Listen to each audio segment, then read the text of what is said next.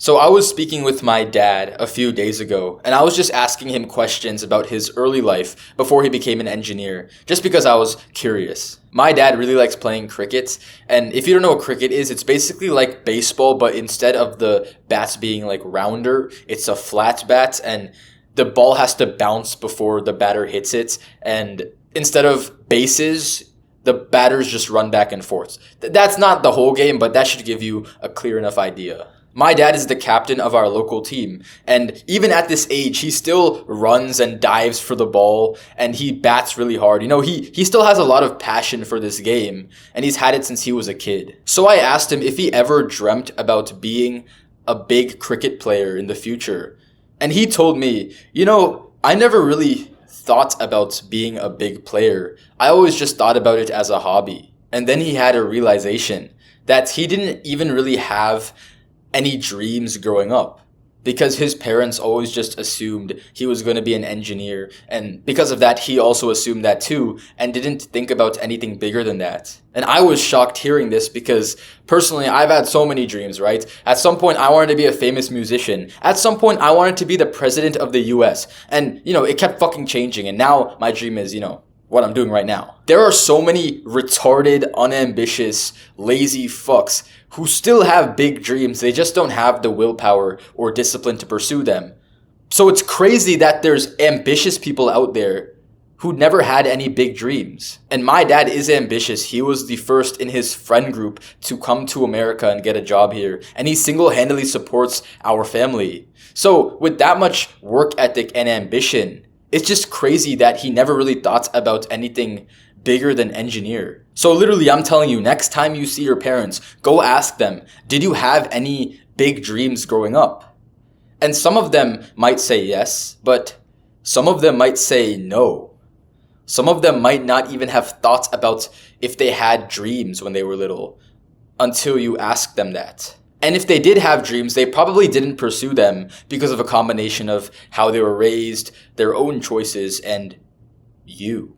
Your parents probably work some normal job with a normal wage or salary, and they probably want you to do the same. They probably don't want you to be an entrepreneur because, it's risky and you can fail and you're not a good boy anymore. But I'm telling you right now, it is your duty to follow your dreams and become extremely successful and rich for your parents. It is your duty to show your parents that you are not some average guy, to retire them, to change the future of your entire bloodline so they're no longer destined to go to mediocre 9-to-5 jobs. It is your duty to give your parents the opportunity to live the dreams they could never live while living your own too. That is your duty.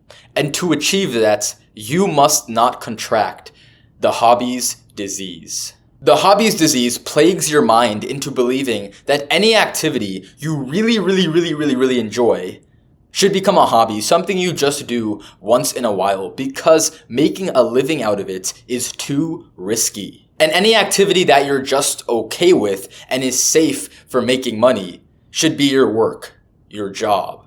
The problem is that when you get a job, you end up working it for 1/3 of your life. Even though you don't even like the job that much, you're just tolerating it. And then on the side, you do as a hobby that activity that you really like. That activity that if it made you a living, you would find so much purpose in it.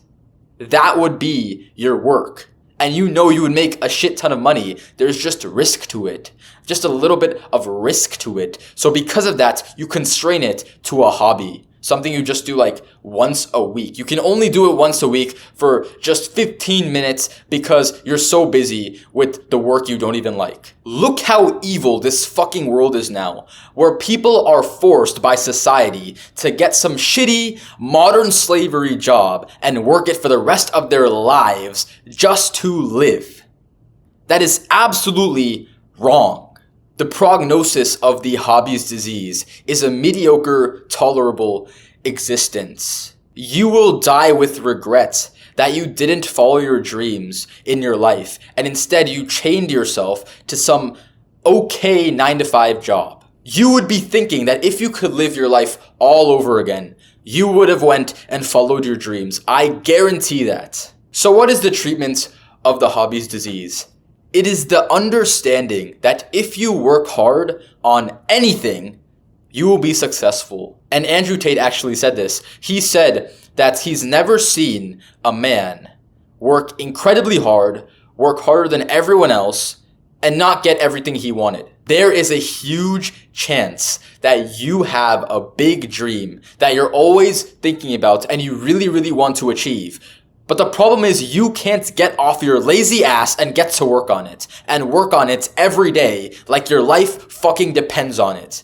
Because it does. You literally scroll on your phone for 2 hours a day and watch TV. Of course your parents are skeptical of you. Of course they don't trust that you can make a living off your dreams because you have nothing to show for it. You need to get to work right now and show your parents that you are the type of man who walks the talk and cares about his dream so much that he's willing to work every single day on it. Show them that, and they will understand that you are simply not fit for the mediocre job life. If you're not willing to work as hard as you can say goodbye to your dreams and fuck off and get a job and be sad forever.